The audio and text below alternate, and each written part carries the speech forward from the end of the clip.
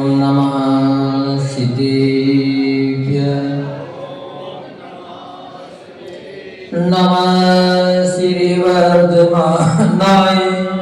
निर्दोषकलिलात्मने सालोकानां त्रिलोकानां यद् विद्यादर्पणायते यद् विद्यादर्पणायते मंगलम भगवान अरहन् मंगलम ऋषभोजिन मंगलम पूज्यपादार्यो पंतो जिनागमोस्तुतम्।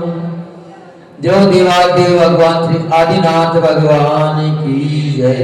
ज्योतिवादी भगवान श्री अजितनाथ भगवान की जय। ज्योतिवादी एक श्री मोलनाथ श्री शांतिनाथ भगवान की जय। यो वर्तमान शासन नायक भगवान श्री महावीर स्वामी की जय।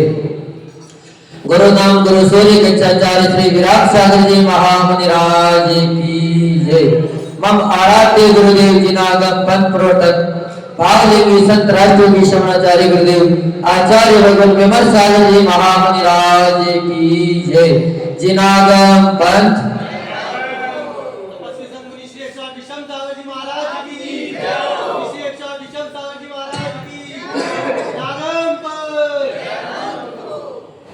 जीवन में आधार गुरु जीवन में वरदान गुरु सदगुरु की जो राह चले वह बन जाएगा भगवान जरूर। सूर्य मर्स सागर हो सूर्य विमर्श सागर सदरा दिखाए जीवन है पानी के बूंद कब मिट जाए रे। होनी अनहोनी होनी अनहोनी कब क्या घट जाए। जीवन है पानी के बूंद कब मिट जाए।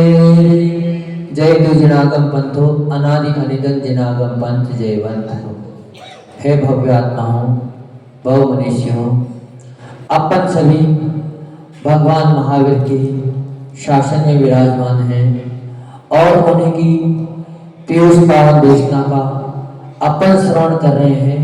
ये अपना अहोभाग्य है, क्योंकि आचार्य भगवान कहते हैं कि संसार की वाणी राज देश की वाणी तो हर समय उपलब्ध है, हर समय हर क्षेत्र में सुनने को मिल जाएगी। चाहे आप कहीं भी बैठे हो, चाहे स्वर्ग में हो, चाहे नरक में हो, चाहे पृथ्वीलोक में हो, हर जगह राज देश का बोलबाला है। लेकिन अगर आत्म कल्याणी वाणी अगर सुननी है तो वह एकमात्र जिनेंद्र प्रभु ही अपने को सुना सकते हैं। माँ जिनवाणी का ही ये प्रसाद प्रभु की देशना में आया है और उससे अगर अपन चाहें तो अपना आत्महित कर सकते हैं। आत्मा में अनुरक्ति ही आचार्य भगवान कहते हैं कि सच्चा मोक्ष मार्ग है। आत्मा से जैसे व्यक्ति बाहर निकलता है, बाहर चला जाता है तो उसका संसार मार्ग शुरू होने लग जाता है, संसार मार्ग की बढ़ोतरी होने लग जाती है। साधना का पथ, तपस्या का पथ, कर्म निर्जरा का पथ है। साधना का पथ कैसा है? कर्म निर्जरा का पथ है। अगर कर्म निर्जरा करनी है, अपने जीवन को उच्चता पर पहुंचाना है तो तपस्या के मार्ग से जुड़ना होगा। तप के माध्यम से होने वाली अविपाक निर्जरा मोक्ष मार्ग में कार्यकारी है, पर सविपाक निर्जरा मोक्ष मार्ग में कार्यकारी नहीं है। क्यों? क्योंकि सविपाक निर्जरा तो इस संसार में सभी ही जीवों को लिए प्राप्त है। एक भी जीव संसार में ऐसा नहीं है जिनकी सविपाक निर्जरा ना होती हो। लेकिन सविपाक निर्जरा जब उदय में आती है तो अपना फल देकर जाती है और फल के साथ ही दूसरा भी कर्म बांध कर जाती है। बिना कर्म बांधे वो कभी कर्मों की निर्जरा नहीं कर पाती। पर जो अविपाक निर्जरा है उसी को साधु संतों ने अपनाया है, क्योंकि उससे कर्म सत्ता में ही नष्ट हो जाते हैं, या उदय में भी अगर आ गए तो वह कभी भी दूसरा कर्म बांधेगी नहीं। दूसरे कर्म से वह व्यक्ति छूट जाता है। अगर कोई व्यक्ति जंजीर से बंधा है, वो लोहे की जंजीर से बंधा व्यक्ति है, और किसी व्यक्ति ने आकर उसकी लोहे की बेड़ी हटा दी, पर साथ ही अगर सोने की बेड़ी भी अगर उसके लिए पहना दी तो जंजीर तो जंजीर ही है। सोने की बेड़ी भी एक बेड़ी है, मात्र वह पुण्य का कारण बन सकती है, कुछ छाता बेचने का कारण बन सकती है, लेकिन बेड़ी तो बेड़ी ही है। एक उदाहरण समय सार जी ग्रंथ में आता है कि एक राजा था, वो किसी दिन जंगल में भ्रमण को गया। वहां पर उसने बड़े सुंदर तोतों को चहल पहल कदमी करते हुए देखा। वहीं एक शिकारी बैठा हुआ था, उन्होंने अपने जाल में उन तोतों को फंसा लिया। राजा बड़ा करुणावान था, उसने सोचा कि अगर ये अपने घर ले जाएगा तो हो सकता है इनकी हिंसा कर दे। तो राजा ने क्या किया, उन तोतों को अपने महल में ले गया और महल में ले जाकर बढ़िया सोने का पिंजरा बनाया और सोने की कटोरी में बढ़िया खीर रखी, दाल पिस्ता भी उसमें मिला दिए। पर फिर भी तोता बड़ा परेशान था। पर इस संसार में आप जैसे जो तोते हैं वो कभी भी परेशान नहीं होते हैं। उनको तो बस सुविधा मिल जानी चाहिए। सुविधा जैसे ही मिली सारे मोक्ष मार्ग को भूल जाएंगे। मात्र काय के लिए? सुविधा के लिए, अपने स्वार्थ के लिए। लेकिन जो सच्चा आत्मार्थी होता है वो एक तोते जैसा जीवन जीते हैं, और आप लोग सभी एक कबूतर के जैसा जीवन जी रहे हो। कबूतर को अगर पिंजरे से बाहर भी निकाल दिया जाए तो कभी भी उड़ के नहीं जाता है, वो वहीं चहलकदमी करता रहता है। लेकिन वो तोता बड़ा परेशान था कि हम एक के चंगुल से छूटे और दूसरे के चंगुल में फंस गए, जबकि वहां उनकी सारी सुख सुविधाओं का ध्यान रखा जा रहा था। खाने से लेकर पीने से लेकर उसके मनोरंजन तक का भी साधन राजा ने जुटा दिया था। एक दिन उसके विचार में आया कि हम इस जंजीर से कैसे छूटे। तो उसी दिन संयोग का ऐसा कारण बना कि राजा ने तोते से कहा कि भैया हम उस जंगल में आपके गुरु के पास जा रहे हैं, अगर आपको कोई संदेश देना हो तो हमें दे दीजिए। इतना सुनते ही तोता बोला कि जरूर हमारा संदेश राजा तक पहुंचा दिया जाए कि तोता स्वतंत्र कैसे हो। राजा जैसे ही जंगल में गया और तोते की बात जैसे ही राजा ने गुरु से कही तो गुरु बेहोश होकर नीचे गिर पड़े और कुछ भी ना बोले। राजा जब गुरु की ये स्थिति देखी, कई तो इनकी बात सुनते ही बेहोश हो गए, तो राजा ने दूसरा प्रश्न किया ही नहीं और वह वापस अपने राजमहल में लौट आए कि ऐसी कौन सी बात हमारे तोते ने पूछ ली जिससे गुरु ही बेहोश हो गए। पर गुरु ने अपने शिष्य के लिए संदेश भेज दिया। जैसे ही राजा महल में आया तो तोते ने पूछा कि आप हमारे गुरु से मिला है, हमारे लिए कोई संदेश दिया। तो राजा बोला कि न मालूम, आपकी बात सुनते ही आपके गुरु तो बेहोश होके ही गिर पड़े, उनको तो होश ही नहीं रहा। इतना उन्होंने सुनाया, इतने में वो तोता भी बेहोश होके गिर पड़ा। जबकि वो बेहोश हुआ नहीं था, नहीं गुरु बेहोश हुए थे। जब बहुत देर हो गई, तोते को होश नहीं आया, तो राजा ने सोचा कि न मालूम शिष्य की बात सुनकर गुरु भी बेहोश हो गए और गुरु की बात सुनकर शिष्य भी बेहोश हो गए। ऐसा क्या अनहोनी हमारे द्वारा हो गई, हमने ऐसा कौन सा पसंद कर दिया। जब बहुत देर हो गई तो राजा ने सोचा कि इसका पिंजरा खोल दिया जाए ताकि थोड़ी हवा लग जाए। जैसे ही राजा ने पिंजरा खोला और वह उनके लिए खान पीने की व्यवस्था करने, जल के छींटे लगाने के लिए जैसे जल लेने गया और तोता उड़ गया। पर इस संसार में आप जैसे धर्मात्मा जीव ऐसे हैं कि घर वाले कितना भी ताना मारे, कितनी भी अच्छी भली बुरी सुनाए, लेकिन सुबह यहाँ तक भी बोल के चले जाते हैं कि आज हम जा रहे हैं, आज के बाद कभी भी घर में नहीं लौटेंगे। पर जैसे ही शाम ढलती है तो जैसे कबूतर स्वतः ही अपने पिंजरे में आ जाता है, वैसे ही आप लोग भी इतने ताना सुनने के बाद भी, इतने उल्लाहना सुनने के बाद भी वापस घर में कदम रख लेते हो। इससे ज़्यादा बड़ी अशुभ कर्म की बात क्या होगी, इससे ज़्यादा बड़ी दृढ़ता क्या हो सकती है। क्योंकि अगर आप स्वान को भी दुत्कार दो, उसके लिए दूसरे दिन अगर टुकड़ा न डालो रोटी का, तो तीसरे दिन वो अपने द्वार पे नहीं आएगा, वो किसी दूसरी द्वार की ताह ले लेगा।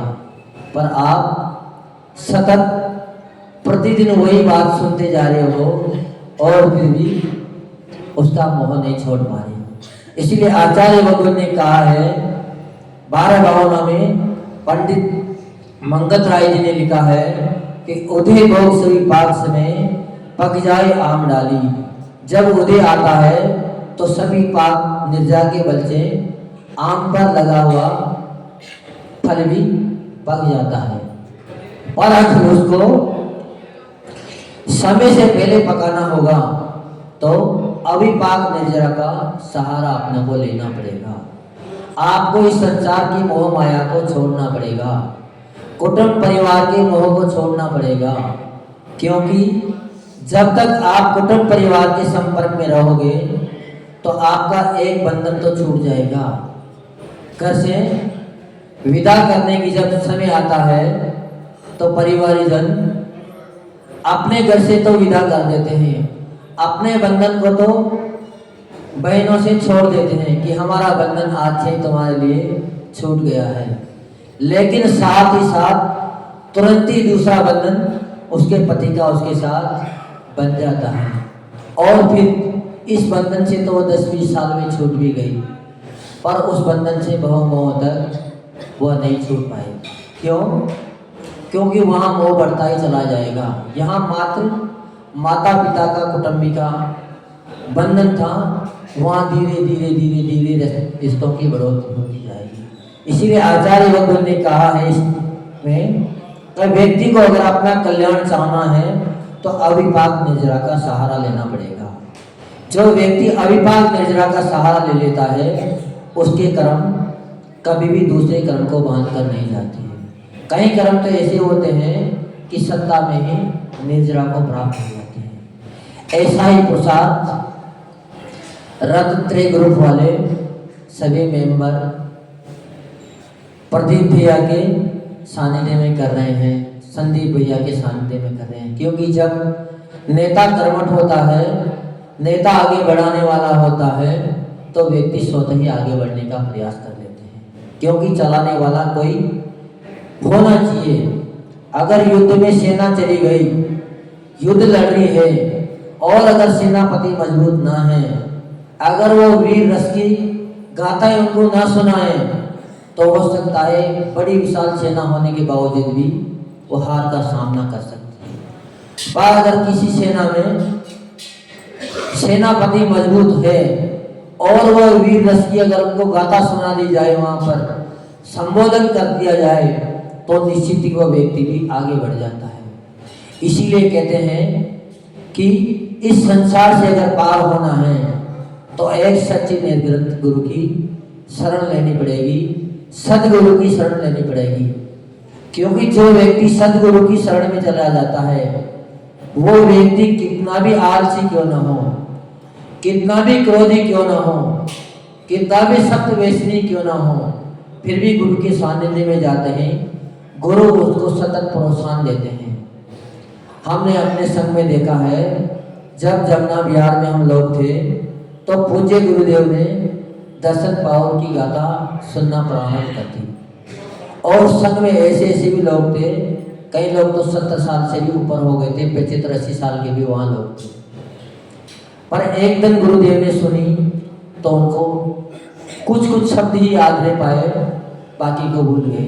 पर गुरुदेव ने क्या कहा कि बहुत शाबाश, आपने तो आज कमाल ही कर दिया। देखो कहाँ तो हिंदी याद नहीं होती थी और आज तुमने प्राकृत की गाथा भी हमें सुना दी, जबकि गाथा तो पूज्य गुरुदेव ने पूरी करी थी। उन्होंने तो मात्र शुरू के 1-2 शब्द सुना पाए थे। पर उस बोली का दूसरे दिन ऐसा प्रभाव पड़ा कि एक माता जी है, करीबन 82 साल की हो रही है, और सर्वप्रथम नंबर उन्हीं का ही आया। उन्होंने पूरी गाथा जस की तस पूज्य गुरुदेव को सुना दी। तो प्रोत्साहन का बहुत बड़ा संसार में प्रभाव आता है। इसीलिए अपने को अगर इन कर्मों से छूटना है तो अविपाक नजरा का सहारा ले लेना चाहिए।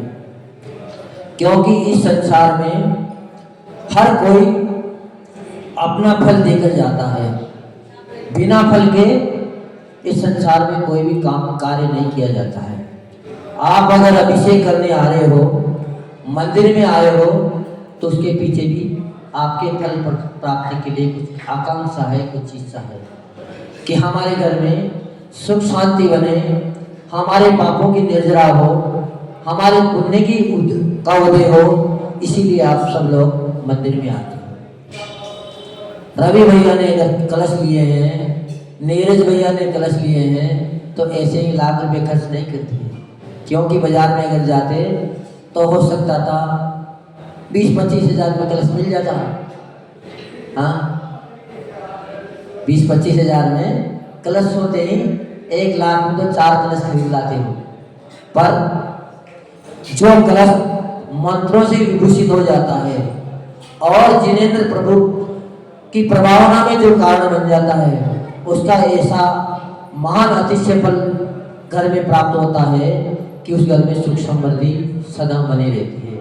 क्योंकि जब भी वो व्यक्ति कलश को देखेगा या उनकी आने वाली पीढ़ी भी जब उस कलश को देखेगी, तो उनके भी भाव ये होंगे कि हमारे दादा, हमारे पिता इतने धार्मिक थे कि वह हमेशा धर्म के कार्य में अग्रणी रहते थे, कलश आदि स्थापना करते थे, मुनियों के चतुर्मास कराते थे। क्योंकि कलश स्थापना श्रावकों की होती नहीं है, किनकी होती है? साधुओं की होती है। और उस कलश का इतना प्रभाव रहता है, आचार्य भगत गुरुदेव बताते हैं कि जिसने साधुओं के लिए चतुर्मास स्थापना करवा दी, उसके लिए जितना साधु ने पुरुषार्थ किया, जितनी तब साधना करी, उसका 6वां भाग उसके परिवार को स्वतः ही प्राप्त हो जाता है। तो श्रावकों के लिए आचार्य लोगों ने एक बहुत सुगम साधन बना रखा है कि आप हल्की सी मेहनत करो, मात्र उसी में ही आप साधु जैसा फल प्राप्त कर सकते हैं। पर कब होगा ये? जब आप साधुओं की संगति में प्रवेश करोगे। तो अपने को कबूतर बनना नहीं है, अपने को क्या बनना है? तोते बनने हैं। क्योंकि तोता ही निश्चित अपने कर्मों का निजरा करके और एक दिन अपना कल्याण कर लेता है। बाकी सभी लोग धन दौलत के मोह जाल में फंसकर परिग्रह को जोड़ते जाते हैं, पर उसका उपयोग कभी भी सत्मार्ग में नहीं करते हैं। जिनेंद्र प्रभु की आराधना में उसका उपयोग नहीं करते हैं, तो उसका वो धन भी दुर्गति का कारण बन जाता है, उसको नरक निगोद की यात्रा करा देता है। लेकिन अगर उस धन का सदुपयोग कर लिया जाए, तो आचार्य भगवान विशुद्ध सागर जी महाराज कहते हैं कि वो निश्चित ही इस भाव में नहीं, अगले भाव में नहीं, 10 भाव बल्कि उसके निकल जाए, लेकिन एक न एक दिन वो निश्चित ही मोक्ष को प्राप्त हो जाता है। क्योंकि श्रावक के लिए मोक्ष मार्ग में को प्राप्त करने के केवल दो ही मार्ग हैं, एक दान और एक पूजा।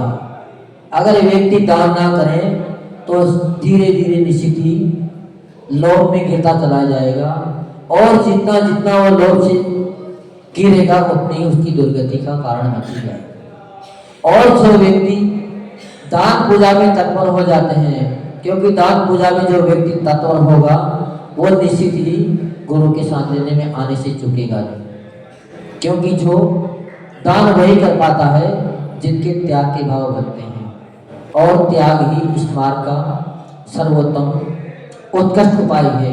त्याग के बिना कभी भी किसी जीव का हित नहीं हो सकता। इसलिए आचार्य भगवान कहते हैं कि जीवन में ज्यादा कुछ कर पाओ न कर पाओ, पर कम से कम जीवन में एक नियुक्त होना अति आवश्यक है। तप का होना अति आवश्यक है। अगर तप अपने अंदर प्रवेश कर जाएगा तो निश्चित ही सारे कर्म अपने धीरे धीरे निर्जरा को प्राप्त हो जाएंगे। और अगर आपने तप को अंगीकार नहीं किया तो आप इस संसार में ही परिभ्रमण करते रहोगे। 84 लाख योनियां हैं। इस संसार की स्थिति ऐसी है कि किसी भवन में अगर 84 दरवाजे हैं तो व्यक्ति सतत चाहता है कि मैं इस दरवाजे से निकल जाऊं। लेकिन सभी संसारी जीवों की हालत ऐसी है कि जब तक वो घूमता रहेगा, 84 लाख योनि में घूमता रहेगा, तब तो भावना मानने की पूरी कोशिश करेगा कि मैं जैसे ही उस दरवाजे में पहुंचूंगा और बाहर निकल जाऊंगा। लेकिन जो राजमहल में व्यक्ति घूम रहा है वो अंधा है, उसको दिख ना रहा है, तो वो क्या कर रहा है, दीवार के सहारे चल रहा है कि जैसे ही गेट खुला मिलेगा हम बाहर निकल जाएंगे।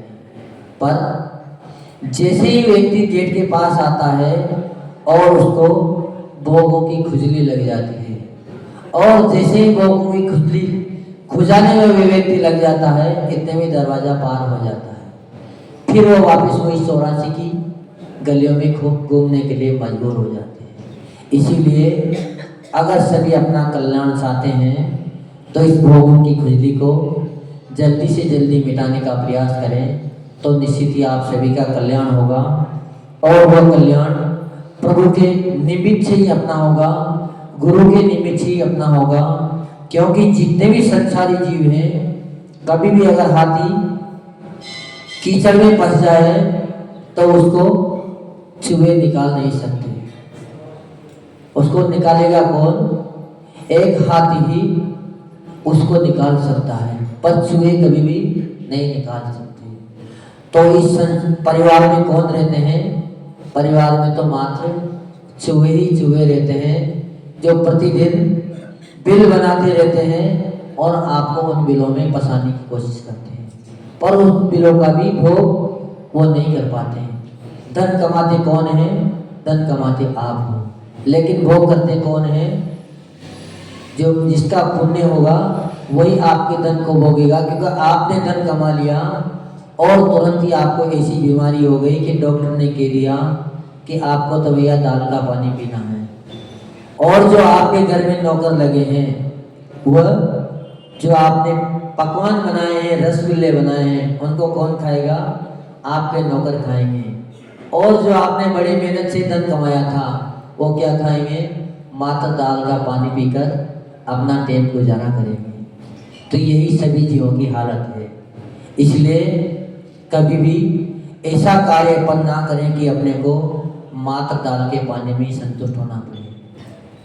आप सभी की हालत यही है, पर हम कभी भी दाल के पानी में संतुष्ट नहीं हुए, तो हम जहाँ भी जाते हैं वहाँ हमें खीर पूड़ी मिलती है, रसगुल्ले मिलते हैं और बड़े सम्मान से खिलाए जाते हैं।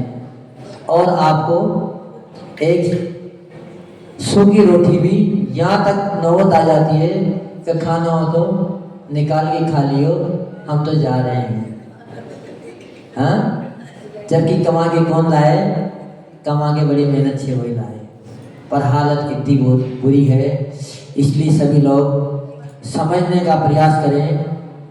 जो गुरु महाराज ने संदेश दिया है उस संदेश को समझने का कोशिश करें, क्योंकि एक तिरंजी जीव तो मूक भाषा को समझ गया, क्योंकि राजा ने आके कह दिया था कि तुम्हारी बात सुनते ही तुम्हारा गुरु तो बेहोश हो गया।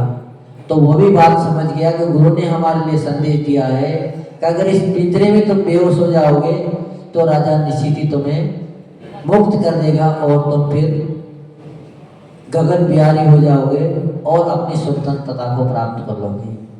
तो इसीलिए आप भी जब घर परिवार रूपी पिंजरे को तोड़ दोगे तभी आपको मुक्ति का मार्ग मिलेगा, आप मुक्त हो पाओगे।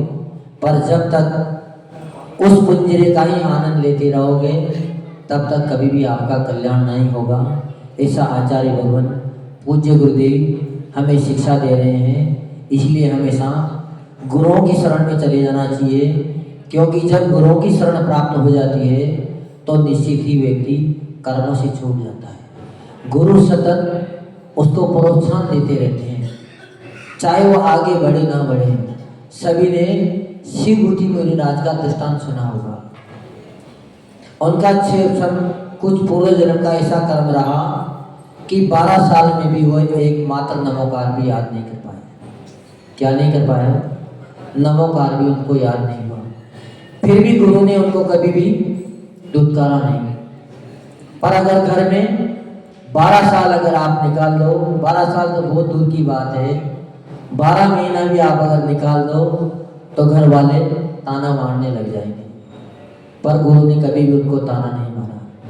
गुरु ने यही कहा कि कोई बात नहीं बेटा, आप तो पुरुषार्थ करते रहो। और उस आश्वासन का ऐसा प्रभाव पड़ा कि गुरु तो संसार में बैठे रह गए और जिनको 12 साल में नमोकार याद नहीं हुआ वो केवल ज्ञान को प्राप्त करके आगे चले गए और अपना कल्याण। इसीलिए निश्चित ही अपना अगर कल्याण करना है तो गुरु शरण में चले जाना। गुरु शरण में ही आपका कल्याण होगा। और अगर संसारी बनना है, दुखों को ही भोग करना है तो निश्चित ही आप घर परिवार वालों का साथ देना, उनकी हाँ में हाँ मिलाना। क्योंकि घर वाले इतने जालिम लोग हैं कि हम तो मरे, हम तो कुएं में कूदे, हम तो फंसे, पर तुम छूट के ना चले जाओ। तुम्हें भी हम हर कंडीशन में फंसा के रहेंगे, किसी भी हालत में आपको सुखी नहीं होने देंगे। और जो सुखी ना होने दें उससे बड़ा शत्रु इस संसार में कौन हो सकता है। सुखी का ही राज मात्र गुरु ही बताते हैं। इसीलिए सच्चा मित्र, सच्चा साथी संसार में गुरु को ही आचार्य भगवंतों ने बताया है। इसलिए अगर सुखी होना है तो निश्चित ही गुरु का सानिध्य प्राप्त कर लेना। और अगर दुखी होना है तो घर कुटुंबियों की राह पकड़ लेना। आपको न चाहते हुए भी भरपूर दुख मिलेंगे, कभी दुखों की अंत ना होगा। और गुरु शरण में चले जाओगे तो आपके सारे दुखों का अंत हो जाएगा। जो परम पूज्य राष्ट्रयोगी शमनाचार्य गुरुदेव विमर्श सागर जी महामुनिराज की जय। इसीलिए धर्मात्मा जीव होते हैं, वो कहीं दूर भी क्यों ना रहे फिर भी अपने पुण्य का उपार्जन कर लेते हैं। जैसे नीरज भैया उस्मानपुर के नहीं हैं, कहाँ के हैं? बलबीर नगर के। महाराज की जय। हेलो। जावाणी के ज्ञान ते सुजे लोकालोक, सोवाणी मस्तक गुरु सदा देख बोलो। है जिनवाणी भारती तोई जपू दिन रे, जो तेरी शरण आ गए सो पावे सुचे।